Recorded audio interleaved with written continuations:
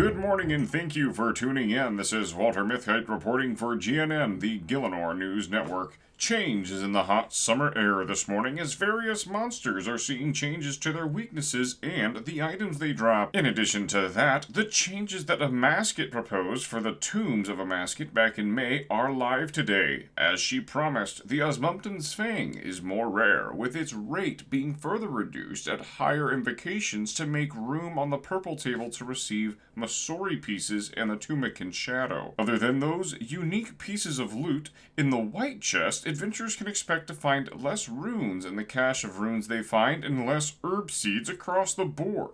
Are you an adventurer fearful of not being able to clear higher invocations until you receive a jewel for your Karis partisan, or the now even more rare Osmumten's Fang? Well, do I have news for you! Amascut also announced today that the gems in her tombs are much more common, and she is even releasing a new gem to attach to a Karis that will serve as a baby's first Osmumten's Fang that sits below the Fang but slightly above a Zamorakian Hasta. Our producer WEEV was particularly excited to hear about the gem changes because even though he has had fun exploring the tombs of Amascut many times with his friends, he didn't feel like he could push higher invocations without the yellow gem. Now, he has no excuse for getting his cosmetic kit for his Fang, which has transitioned his excitement to shame. When's it coming, WEEV? What's your excuse now? I mean, how's that infernal cape coming? Alright, Walter, enough from you. You want to know where my cape is? Try on my back.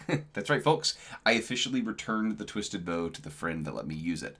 This Tuesday, I got my cape after finally making it through the first 66 ways for the second time. But this time, I had supplies. Since I practiced triple jads and Zuck more times than I have any other wave on the simulator, these were the easiest waves. I was the most confident on them. That said, I still had Zuck hands the whole time. Again, thank you so much to the Colosim app on my Comorb. I look forward to doing the same thing for Soul Heritage. Before we get back into the changes that went into effect this week, I wanted to thank all of you who coached, gave advice, and honestly just believed that I could even do the Inferno.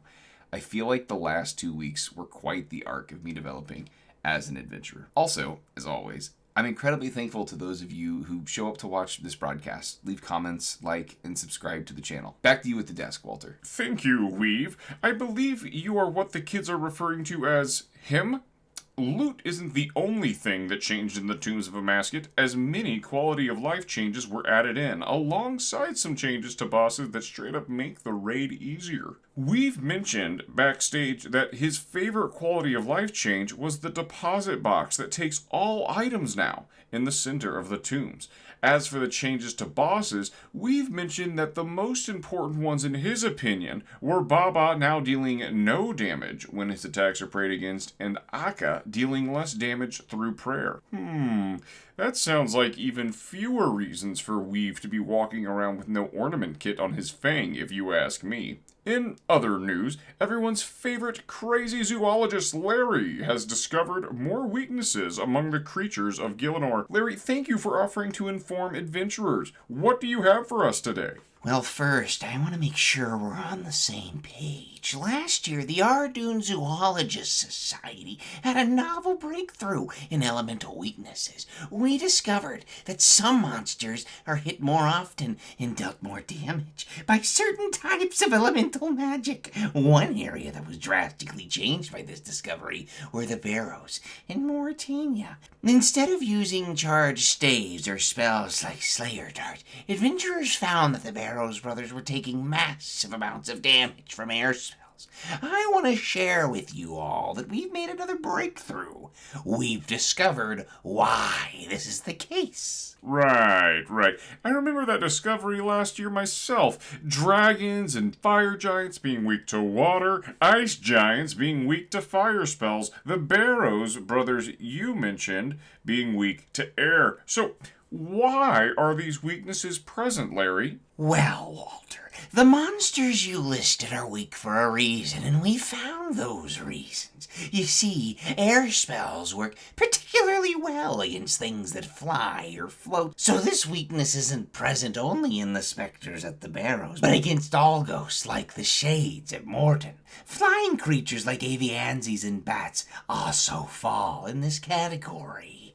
And then we have the water weakness, which stems from creatures with a fiery property, like dragons, demons, and the Tazar. This discovery is for the cute noobs who need dragon bones or want a safe spot at Tazar like it's 20 years ago. As for the earth weakness, we've discovered that this tough spell does wonders when attacking creatures with tough exteriors. Gargoyles and trolls are two popular creatures that adventurers can exploit this newfound application of the earth weakness against. And finally, the fire weakness exists because some creatures can't take the heat because they melt or they're flammable. Ice giants were obvious, but creatures like moss giants or bugs like the Caliphyte are highly flammable. If you apply these rules on the reasons as to why these weaknesses exist, if you can just look at a monster, you should be able to figure out what its weakness is if it has one.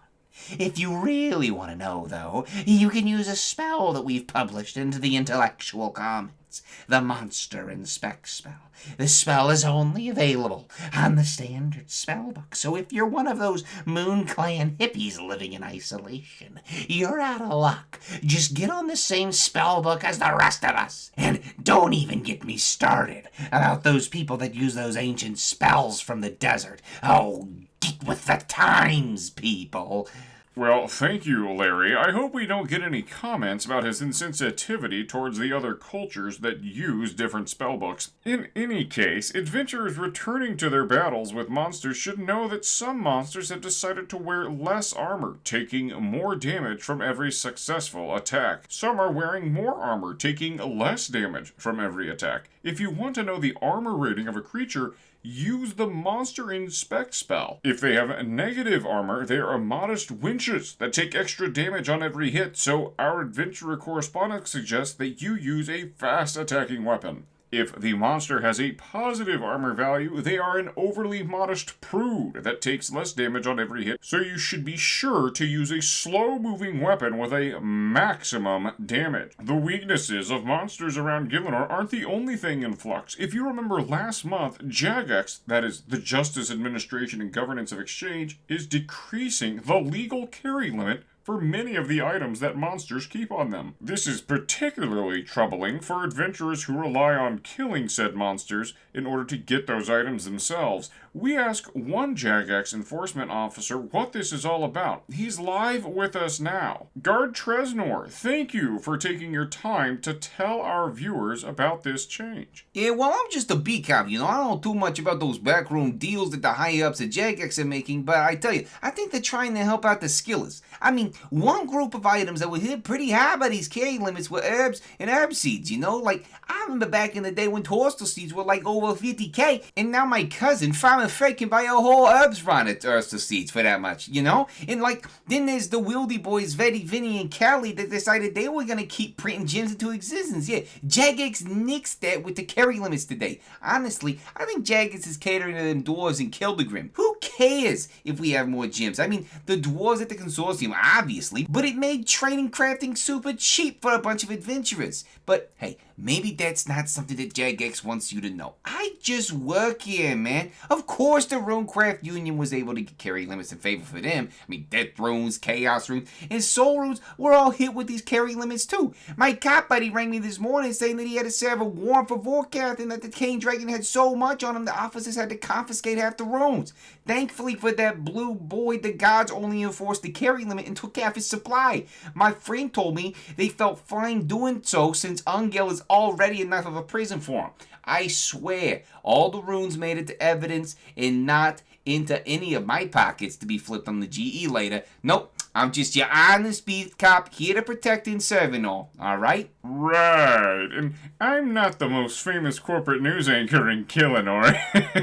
In any case, folks, with everything changing, Obor and Bryophyta decided to open their doors to the public. You no longer need a key to fight them, and they drop giant and mossy keys more often. Those keys can be used to open chests in their respective lairs for even more loot. Speaking of more loot, adventurers will find themselves able to slay Duke Succellus more quickly as they can prep for up to 4 kills at once now.